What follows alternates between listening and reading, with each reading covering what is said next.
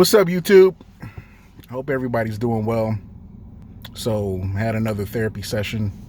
Today was session 2. Basically, what I gleaned from it, um, I came from a really traumatic set of circumstances.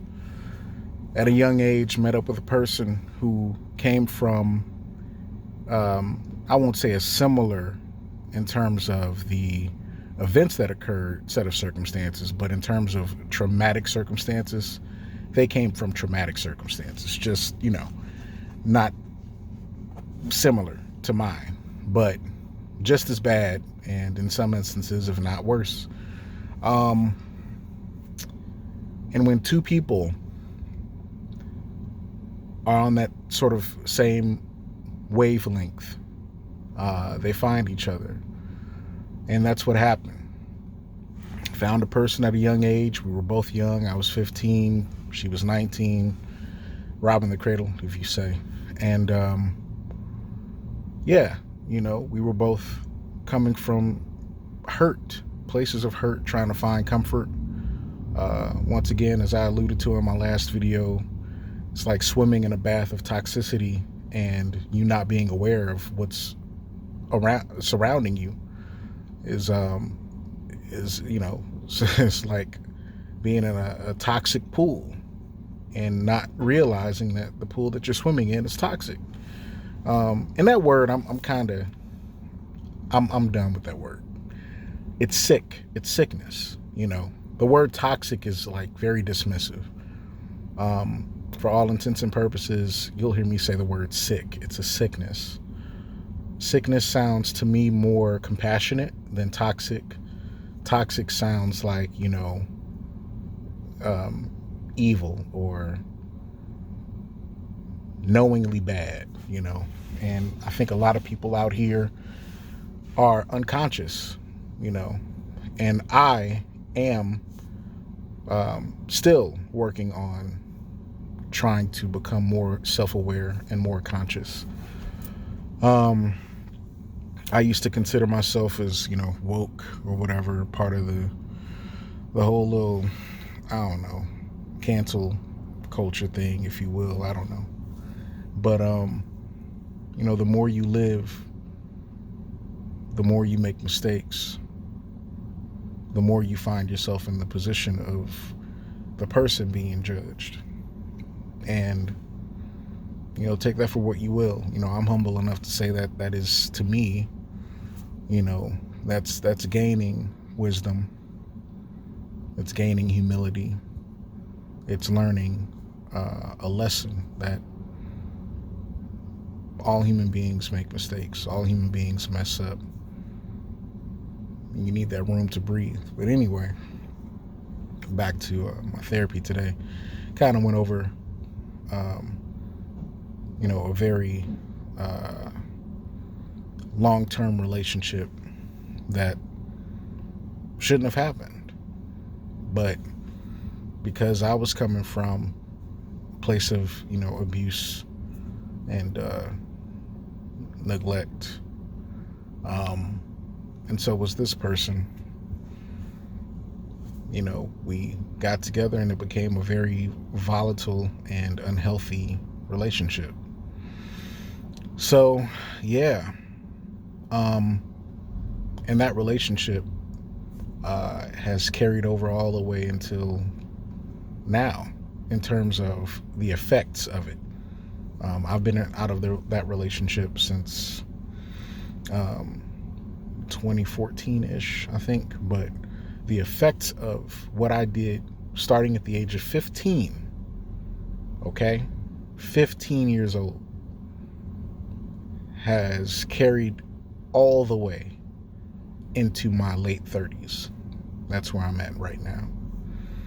So, yeah, I'm still trying to figure it out, and I'm not trying to place blame on anybody.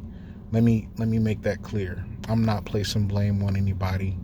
I could, and I have. What I will say that the set of circumstances, the set of cards that we were dealt were not favorable hands, and but I don't think we played them well either. Neither one of us did. You know, neither one of us did. But we were trying. We were two wounded people trying to help each other. So I could sit here and blast her out for all the things that she did in the relationship and said in the relationship. I could do the same thing, or she could do the same thing to me. And hearing both sides of the story, all of those things culminated to what actually happened is all the truth. It's he said, she said, and then what actually happened, along with God's eyes and ears, But I'm not going to do that. I'm not throwing anybody under the bus. I'm recognizing that everybody is coming from some sort of pain. And, there's that old adage that hurt people, right? Everybody's coming with their own bags to carry, and sometimes those bags can negatively affect other people. So I take accountability and responsibility for my actions in that particular relationship, which is what we went over today in today's session. There's more to come, definitely, other relationships to cover. But in this particular one, it lasted for, I want to say, 20 years almost 20 years. And we went through a lot. And, the problem with both of us was neither one of us knew how to love ourselves, but claimed that we loved the other person. Claiming that we loved the other person more than we loved ourselves. That can't be. And that's an incorrect level of understanding. So if I could do it all over again, I definitely would choose a different course. But since I can't change the past, all I have is the present. The future's not here yet. So all I can do is live for today and then move forward. That's it. So that's where I'm at.